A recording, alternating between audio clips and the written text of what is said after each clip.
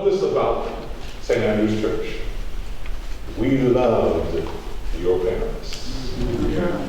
And we said in the very fabric of this place, the very foundation that which this church stands on is the faith of Dolores and James Tappan. Yes. So we're deeply grateful. Because in fact he was loved, but there was also something else called grace. You know, at the time that I became pastor here, I could not visit it. Although Gina found creative ways for me to be able to talk to him. The first time I went up to see him, he was sleeping. So I just prayed a little prayer and left. Liz called me that night and said, my daddy said, if you come up there, wake me up. What else I got to do? And I said, well, I guess he got a little strength in him.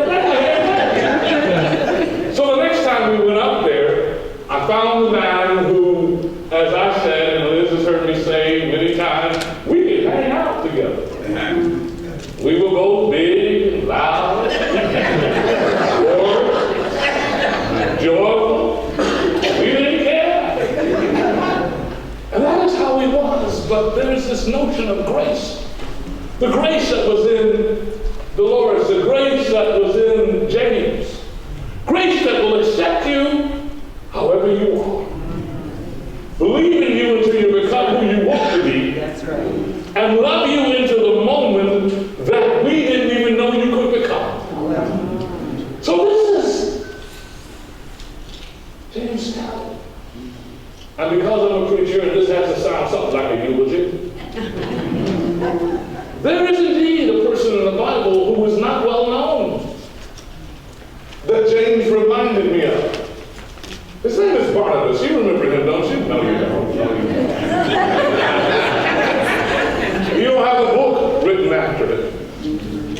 He really doesn't have a big reputation, but the point is that the man who wrote 2/3 of the New Testament would not have found God had not Barnabas been there. He was a facilitator of grace. And that is what Mr. James Tappan was. In fact, I'm always shocked and amazed when people tell me he was quiet. Now, I ain't known him that many times, but there was nothing quiet about our time together. This brother talked about football. This brother talked about politics. We had a good time together. But then I realized that what he was doing is making me feel comfortable as a new pastor of his church and saying, it'll be okay. Can't y'all remember the times he made you feel comfortable? How he entered into your world?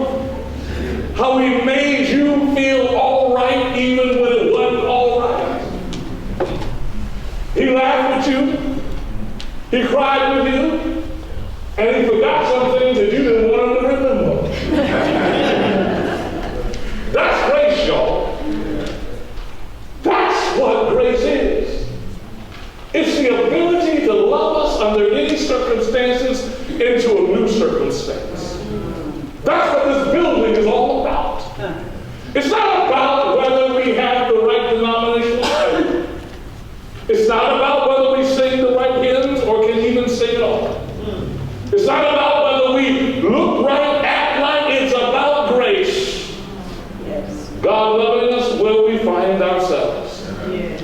And then believing in us more than we think. This is the Talley family. We have almost every Sunday somebody telling the story of how the Lord's prayed them through. Wow. Every Sunday we have someone telling the story of how this church loves that family. And then when I met him, I realized she could be who she was. Because he was who he was. I will forever remember the story of your godparent. I thought they were just brothers and sisters. Then, ooh, there it is. They became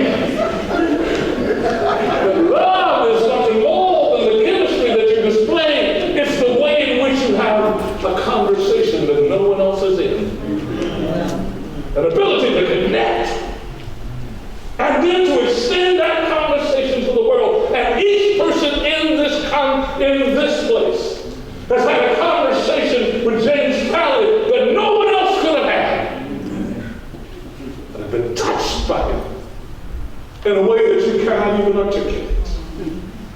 You had an amazing mom, an unbelievably amazing dad, and they created amazing children.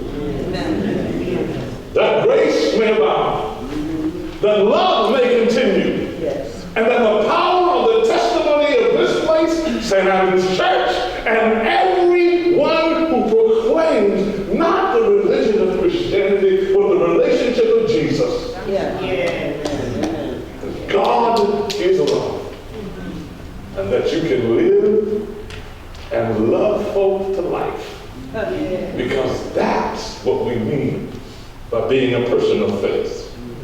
My last story, I can't tell them all. My last story is that all of us experienced him as a dude who wanted prayer.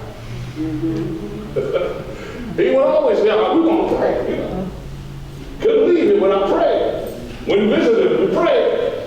But I also know there was somebody who came up to have prayer and he said, I pray with myself. I'm just telling you right now, he could have said otherwise. So if he loves you and cares for you, he judges you as worthy. Even in your moments, when you didn't feel you were enough, remember a man named James Scott who decided to care for you and let you care for him.